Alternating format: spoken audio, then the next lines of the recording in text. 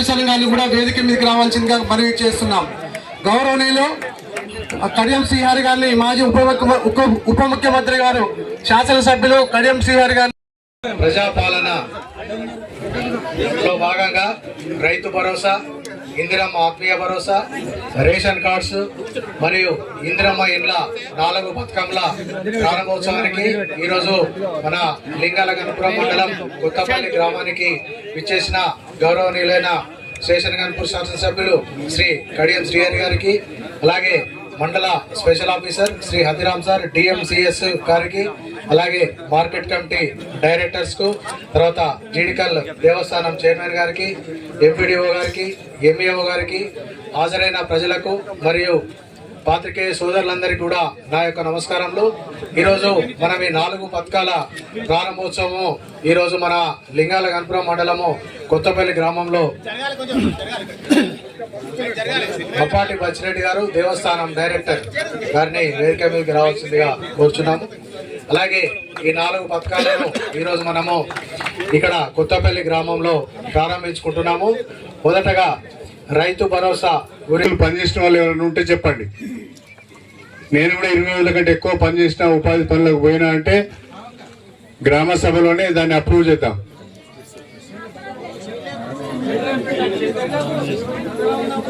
నువ్వు ఎన్ని రోజులు పనిచేస్తున్నావా?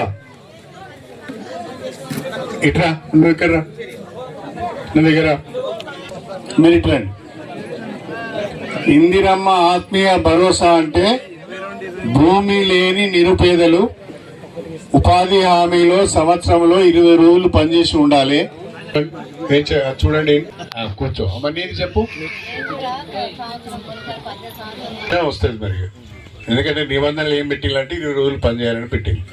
ఓకే అమ్మ, కూర్చోండి, నేను ఇప్పిస్తా, వచ్చే సంవత్సరం ఇప్పిస్తా, తీసుకోపోండి.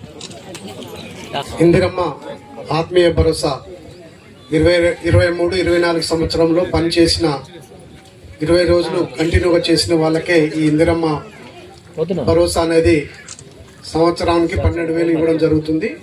దాంట్లో జనగం బుచ్చమ్మ రామచంద్రమ్మ వారు వచ్చినారు. వారికి 12,000 లభిస్తుంది. వారికి 20 రోజులు పనిచేసింది కాబట్టి వారికి ఇవ్వడం జరుగుతుంది. దాసరి శ్రీలత లక్ష్మణు వీరు కూడా 20 రోజులు కంటిన్యూగా చేసినారు కాబట్టి వీరికి కూడా ఇవ్వడం జరిగింది. కెమిడి వీరయ్య వీరికి కూడా కంటిన్యూగా 20 రోజులు పనికి వచ్చినారు కాబట్టి 23-24 సంవత్సరంలో వీరికి కూడా ఇవ్వడం జరిగింది. అందాల వెంకటమ్మ వైఫ్ ఆఫ్ ఎల్లయ్య వీరికి కూడా కంటిన్యూగా 20 రోజులు పనిచేసారు కాబట్టి వీరికి కూడా ఇవ్వడమైంది. పరశురాములు వీరికి కూడా కంటిన్యూగా పనిచేసినారు కాబట్టి వీరికి కూడా ఉన్నది. మంటిపోజు మాధవి వైఫ్ ఆఫ్ అంజనేయులు వీరికి కూడా కంటిన్యూగా 20 రోజులు పనిచేసారు కాబట్టి వీరికి కూడా ఇవ్వననేది. జంగాం సుక్కమ్మ వైఫ్ ఆఫ్ రాములు వీరికి కూడా ఇవ్వడం జరిగింది. మొత్తము 7గురికి మాత్రమే ఇక్కడ ఇవ్వడం జరిగింది. ఎందుకంటే కదమ వాళ్ళంతా కూడా కొన్ని రోజులు వచ్చి కొన్ని రోజులు రాకపోవడం వల్ల అందుకని రాలేకపోయింది.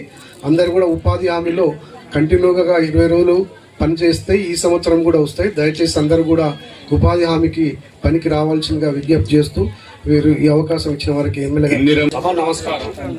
మన కొత్తపల్లి గ్రామంలో 368 అప్లికేషన్లు ప్రజాపాలన ఇవ్వడం జరిగింది.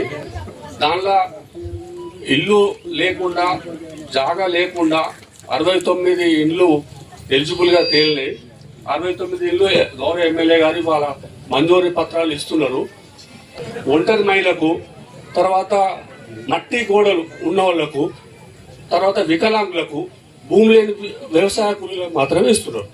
పూరి గుడిసె ఉన్నా, పెంకుటిల్లున్నా, రేకుల ఇల్లున్నా, లేకుంటే ఏదైనా టార్పల్ కవర్ లాంటివి కప్పుకున్నా వాళ్ళందరికీ కూడా ఇందిరమ్మ ఇళ్ళు వస్తాయి. ఒకవేళ సొంత ఇంటి జాగా లేక ఎక్కడైనా కిరాయి ఇళ్ళలో కనుక ఉంటే వాళ్ళు కూడా వస్తాయి, కానీ తర్వాత వస్తాయి. ప్రస్తుతం మన గ్రామంలో 69 మందికి ఇందిరమ్మ ఇళ్ళు మంజూరికి అవకాశం ఉన్నది. 69 ఇళ్ళు, చిన్న ఊరే కాబట్టి 69 ఇళ్ళు వచ్చినాయి. తర్వాత రేషన్ కార్డ్స్. సార్ అందరికీ నమస్కారం సార్.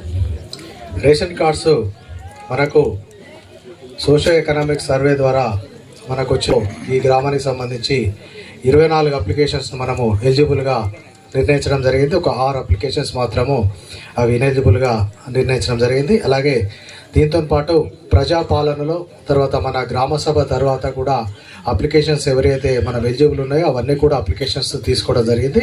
ఈ అప్లికేషన్స్ అన్నీ కూడా మన కొత్తపల్లి గ్రామానికి సంబంధించి 117 అప్లికేషన్స్ రావడం జరిగింది సార్. అందులో 98 అప్లికేషన్స్ కూడా మన యాక్సెప్ట్ చేయడం జరిగింది సార్. ఒక 19 అప్లికేషన్స్ డబల్ ఉండడం వల్ల కొన్ని కారణాల వల్ల వాటిని రిజెక్ట్ చేయడం జరిగింది సార్. మొత్తం ఇప్పుడు ఈ కొత్తపల్లి గ్రామానికి 122 కొత్త కార్డులు ఈరోజు మనం మంజూరు చేయడం జరిగింది సార్. ఇది మొత్తము 359 యూనిట్లు సార్. అలాగే గతంలో కూడా ఉన్న రేషన్ కార్డులో ఎవరైతే తమ పిల్లల పేర్లు ఎక్కియాలని చెప్పి దరఖాస్తు పెట్టుకున్నారో అవి మన కొత్తపల్లి గ్రామానికి సంబంధించి మీ సేవ ద్వారా మనకు 37 అప్లికేషన్స్ రావడం జరిగింది సార్. అందులో 34 కూడా యాక్సెప్ట్ చేయడం జరిగింది సార్. ఒక 3 మాత్రము అది రిజెక్ట్ చేయడం జరిగింది సార్. తర్వాత ప్రజాపాలన గ్రామ సభలో కూడా అంటే మీ సేవలు ఇచ్చిన తర్వాత కూడా ప్రజాపాలన గ్రామ సభ నిర్వహించుకున్నాము. తదనంతరం కూడా కంటిన్యూగా మనము మన ఉన్న రేషన్ కార్డులో ఎవరైతే తమ పిల్లల్ని యాడ్ చేసుకోవాలన్నారో వాళ్ళందరికీ తెలియజేస్తే మళ్ళీ 21 మంది కూడా తమ కార్డులలో తమ పిల్లల పేర్లు నమోదు చేయమని దరఖాస్తు చేసుకోవడం జరిగింది సార్. ఆ 21 మందిని కూడా మనము అంగీకరించడం జరిగింది సార్. టోటల్గా మనకు 55 మంది అప్లికేషన్స్ ఇవ్వడం జరిగింది సార్. ఇందులో ఆల్రెడీ వాళ్ళకు 121 మందికి కార్డ్స్ ఆల్రెడీ వాళ్ళ యూనిట్లు ఉన్నాయి సార్. కొత్తగా ఇప్పుడు 73 మందికి మనం కొత్తగా యాడ్ చేస్తూ ఎగ్జిస్టింగ్ కార్డులో యాడ్ చేస్తూ వాళ్ళకు రేషన్ అందించబోతున్నాం సార్. Additions thank you sir. ఇంకెవరైనా ఎలిజిబుల్ ఉన్నప్పుడు కూడా అది కంటిన్యూగా మనము దీన్ని కంటిన్యూ ప్రాసెస్గా కూడా చేసుకుంటాం సార్. కార్యక్రమానికి విచ్చేసినటువంటి గౌరవ మాజీ ఉప ముఖ్యమంత్రి వర్యులు మరియు ప్రస్తుత శాసనసభ్యులు గౌరవ శ్రీ కడియం శ్రీహరి గారికి నమస్కారాలు తెలుపుతూ అదేవిధంగా స్టేజ్ మీద ఉన్న ప్రతి ఒక్కరికి మరి స్టేజ్ ముందు ఉన్నటువంటి గ్రామ ప్రజలందరికీ మీడియా మిత్రులందరికీ కూడా నమస్కారాలు తెలుపుతూ రైతు భరోసాకు సంబంధించి గైడ్ లైన్స్ ఒక 2 నిమిషాలు మీకు చెప్తాను. రైతు భరోసాకు సంబంధించి మనకు ప్రతి సంవత్సరం 10,000 రూపాయలు రావడం మీకు అందరికీ తెలుసు. ఇప్పటి నుండి ఆ 10,000 రూపాయలను మన రాష్ట్ర ప్రభుత్వం వారు 12,000 రూపాయలు చేయడం జరిగింది. ఇది ఎలా ఇవ్వడం జరుగుతుందంటే వానాకాలంలో 6,000 రూపాయలు, అదేవిధంగా యాసంగిలో 6,000 రూపాయలు, మొత్తం 12,000 రూపాయలు రైతు యొక్క ఖాతాలో నేరుగా ఎలాంటి మీడియేటర్ లేకుండా నేరుగా మీ ఖాతాలో జమ చేయడం జరుగుతుంది. దీనికి సంబంధించి గైడ్లైన్స్ ఎలా ఉన్నాయంటే జనవరి 1, 2025 సంవత్సరం వరకు ఎవరికైతే కొత్త పాస్బుక్లు వచ్చి ఉన్నాయో వారు అందరూ కూడా అర్హులై ఉన్నారు. ఓల్డ్ పాస్బుక్స్, న్యూ పాస్బుక్స్, ఇంతకు ముందు ఎవరికైతే రైతు బంధు అమౌంట్ నేరుగా పడుతూ ఉందో వారు ఎవ్వరు కూడా ఎలాంటి అప్లికేషన్ కానీ బ్యాంక్ అకౌంట్ కానీ మాకు ఇవ్వాల్సిన అవసరం లేదు. ప్రభుత్వం దగ్గర మీకు సంబంధించినటువంటి పూర్తి వివరాలు మా దగ్గర ఉన్నాయి కాబట్టి మీ ఖాతాలలో ఓల్డ్ పాస్బుక్ కు సంబంధించి నేరుగా అమౌంట్ జమ చేయడం జరుగుతుంది. రెండవది కొత్త పాస్బుక్స్ మన మండలంలో 1,226 పాస్బుక్స్ రావడం జరిగింది. వీటికి సంబంధించి మీరు ఒక application form, passbook xerox, bank account xerox, Aadhaar xerox మా ఏఈ వాళ్ళకి ఇచ్చినట్లయితే మేము మీకు కూడా ఆన్లైన్ చేసి నేరుగా మీకు కూడా బ్యాంక్ అకౌంట్ లో నేరుగా జమ చేయగలుగుతాము. ఇప్పటికే మా వారు 30% కలెక్ట్ చేసి ఉన్నారు. మిగిలిన వారు కూడా దయచేసి ఈ నెల 31 తారీఖు లోపు ఇచ్చినట్లయితే వారందరికి కూడా రైతు భరోసా నేరుగా అందడం జరుగుతుంది. కొత్తపల్లి గ్రామ ప్రజలందరికీ, మా అక్క చెల్లెళ్లకు, అన్నదమ్ములకు అందరికీ పేరు పేరున నా హృదయపూర్వకమైన నమస్కారాలు తెలియజేసుకుంటున్నాను. ముందుగా నన్ను ఎమ్మెల్యేగా గెలిపించినందుకు, ఆ తర్వాత కాంగ్రెస్ పార్టీ అభ్యర్థి కావ్య గారిని ఎంపీగా గెలిపించినందుకు మీ అందరికి కూడా మరొకసారి చేతులెత్తి నమస్కారం చేస్తున్నాను. ఎంతో నమ్మకంతో అవకాశం కల్పించారు. మీ నమ్మకాన్ని ఏమాత్రం ఒమ్ము చేయకుండా కష్టపడి పనిచేసి మీ విశ్వాసాన్ని చూరగొంటామని చెప్పి ఈ సందర్భంగా తెలియజేస్తున్నాను. ఈరోజు పవిత్రమైన రోజు. ఈరోజు ఉదయము మనమందరము కూడా దేశవ్యాప్తంగా పట్టణాలు, పల్లెలు, గల్లీలు అనే తేడా లేకుండా బ్రహ్మాండంగా 76వ గణతంత్ర దినోత్సవాన్ని జరుపుకున్నాం. గణతంత్ర దినోత్సవం అంటే రాజ్యాంగం అమల్లోకి వచ్చిన రోజు.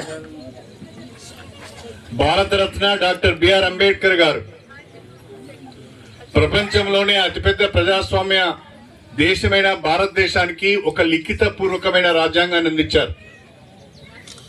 ఆ రాజ్యాంగం 1950 జనవరి 26న అమల్లోకి వచ్చింది. రాజ్యాంగం అమలులోకి వచ్చి 75 సంవత్సరాలు పూర్తి చేసుకుని 76వ సంవత్సరంలోకి ఈ రోజు మనం అడుగుపెట్టాం. రాజ్యాంగం పుణ్యమా అని డాక్టర్ బిఆర్ అంబేద్కర్ గారి దూరదృష్టి వలన, వారి ముందు చూపు వలన రాజ్యాంగంలో భారతదేశ ప్రజలందరికీ కల్పించిన రక్షణల వల్ల పేద బడుగు బలహీన వర్గాలు, షెడ్యూల్ కులాలు, షెడ్యూల్ తెగలకు కల్పించిన హక్కుల వల్ల ఈనాడు భారతదేశంలో ఉన్న ప్రజలందరూ కూడా చక్కగా కలిసిమెలిసి జీవనం సాగిస్తున్నారు. ఒకవైపు మైనారిటీలు, మరొక వైపు షెడ్యూల్ తెగలు, ఇంకొక వైపు షెడ్యూల్ కులాలు, బడుగు బలహీన వర్గాలు అందరూ కూడా ఈ రాజ్యాంగం నాది, ఈ రాజ్యాంగంలో నా కష్టాలు, నా సుఖాలు, నా హక్కులు కూడా ప్రతిబింబిస్తున్నాయని చెప్పి రాజ్యాంగాన్ని నమ్ముతున్నారు. ఈ సందర్భంగా మీ అందరికీ నాదొక విజ్ఞప్తి. రాజ్యాంగాన్ని మనం పదిలంగా కాపాడుకుంటే, రాజ్యాంగాన్ని మనం కాపాడుకుంటే రాజ్యాంగం మనల్ని కాపాడుతుంది. ఇది దయచేసి అందరూ కూడా గుర్తుపెట్టుకోవాల్సిన విషయం. పాలకులు, రాజకీయ పార్టీలు వాళ్ళ అవసరాల కొరకు రాజ్యాంగ మూల సూత్రాలని మార్చే ప్రయత్నం చేస్తున్నారు. ఇది చాలా దుర్మార్గం. డాక్టర్ బిఆర్ అంబేద్కర్ గారు, ఆనాడున్న పెద్దలందరూ కూడా భారతదేశానికి ఏ రకమైన రాజ్యాంగం కావాలి, పేద వర్గాలు, ఉన్న వర్గాలు అందరూ కూడా ఏ రకంగా వాళ్ళ హక్కులను కాపాడుకోవాలని ఆలోచించే రాజ్యాంగాన్ని రచించారు. అందరూ కూడా కులాలకు, మతాలకు, ప్రాంతాలకు, సంస్కృతులకు, భాషలకు భిన్నంగా కలిసి బతకాలని అనుకున్నారు. భిన్నత్వంలో ఏకత్వానికి ప్రతీక భారతదేశం. మన భారతదేశంలో కొన్ని వేల భాషలు ఉన్నాయి, కొన్ని వందల మతాలు ఉన్నాయి,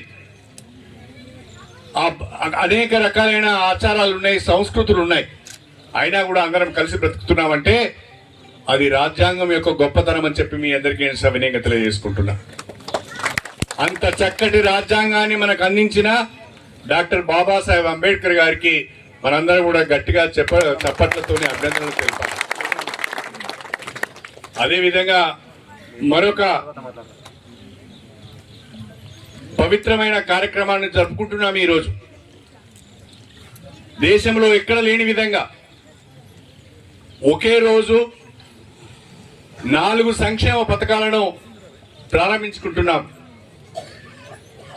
ప్రతి మండలంలోని ఒక గ్రామాన్ని ఎంచుకొని ఆ గ్రామంలో అర్హులైన వాళ్ళందరికీ రైతు భరోసా, ఆ గ్రామంలో అర్హులైన అందరికీ ఇందిరమ్మ ఆత్మీయ భరోసా, ఆ గ్రామంలో అర్హులైన వాళ్ళందరికీ రేషన్ కార్డులు, ఆ గ్రామంలో అర్హులైన వాళ్ళందరికీ ఇందిరమ్మ ఇండ్లు. ఈ 4 పథకాలు కూడా మనం ఈరోజు కొత్తపల్లి గ్రామంలో ప్రారంభించుకుంటున్నాం. రేపటి నుంచి కొత్తపల్లి గ్రామంలో నాకు రేషన్ కార్డు లేదు అనే మాట రావద్దు. రేపటి నుంచి కొత్తపల్లి గ్రామంలో రైతు భరోసా నాకు రాలేదు అనే మాట రావద్దు. రేపటి నుంచి కొత్తపల్లి గ్రామంలో అర్హులైన వాళ్ళందరికీ ఇందిరమ్మ ఇండ్లు వచ్చాయి అని ప్రతి ఒక్కరు మెచ్చుకునే విధంగా మన వ్యవహారం ఉండాలి. రాజకీయాలు లేవు. కడియం శ్రీహరికి ఓటేసింది కాబట్టే రైతు భరోసా ఇవ్వడం లేదు.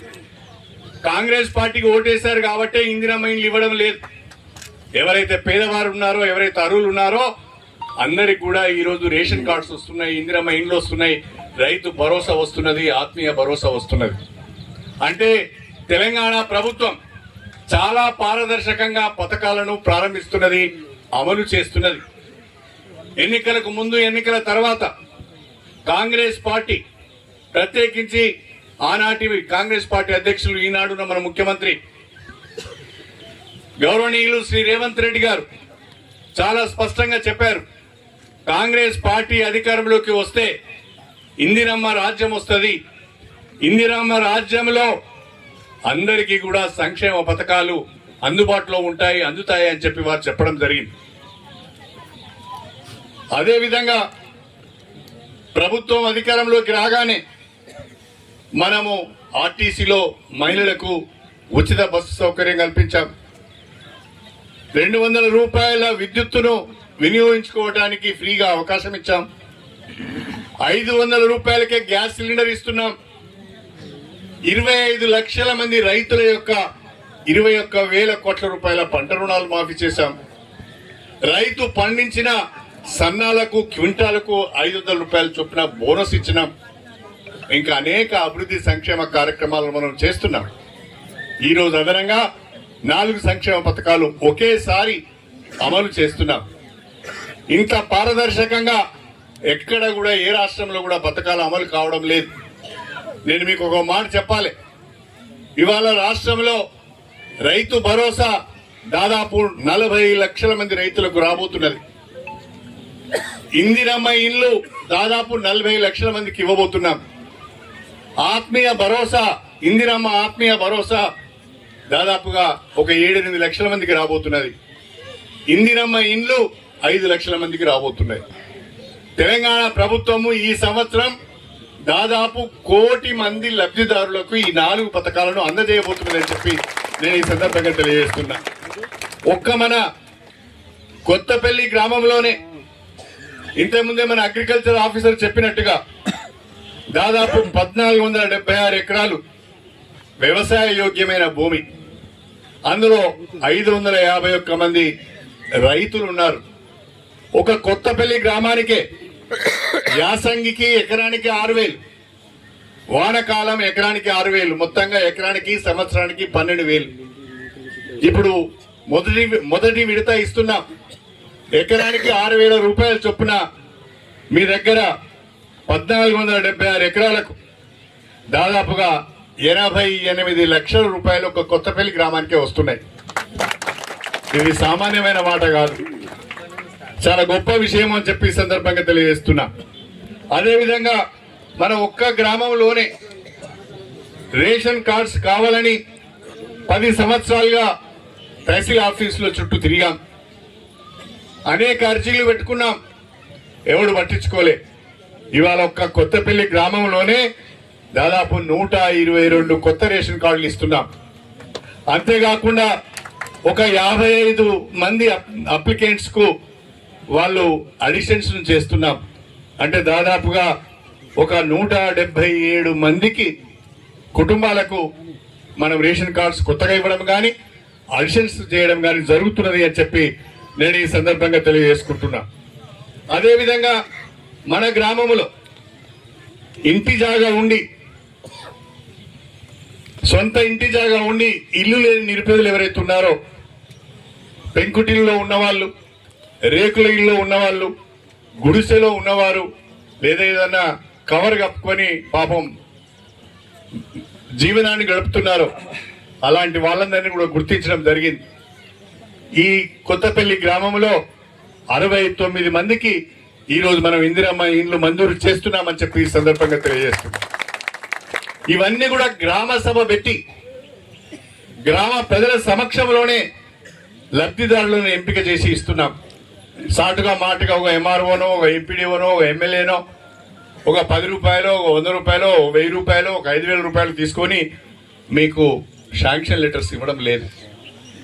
₹1 ఖర్చు లేకుండా, ₹1 అవినీతి జరగకుండా అత్యంత పారదర్శకంగా తెలంగాణ ప్రభుత్వం ఈ సంక్షేమ పథకాలను అమలు చేస్తుంది అని చెప్పి ఈ సందర్భంగా మీ అందరికీ కూడా సవినయంగా తెలియజేసుకుంటున్నాను.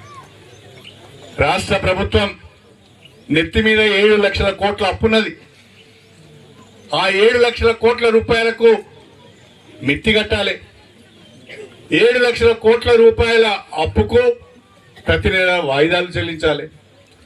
ఒకవైపు వాయిదాలు చెల్లిస్తూ, మిత్తి కడుతూ, ఉద్యోగస్తులకు జీతాలు ఇస్తూ, పెన్షన్లు ఇస్తూ, విద్యార్థులకు, పాఠశాలలో చదువుకుంటున్న విద్యార్థులకు అన్ని రకాల సదుపాయాలు కల్పిస్తూ మిగిలిన కొద్ది డబ్బును సర్దుబాటు చేసుకుంటూ పేద ప్రజల సంక్షేమ పథకాలు ఆగకూడదనే ఆలోచనతోనే ఈ కార్యక్రమాలని చేయడం జరుగుతున్నది అని చెప్పి నేను ఈ సందర్భంగా తెలియజేసుకుంటున్నా. ఇదే ఇందిరమ్మ రాజ్యం అని చెప్పి నేను మీకు గుర్తు చేస్తున్నా.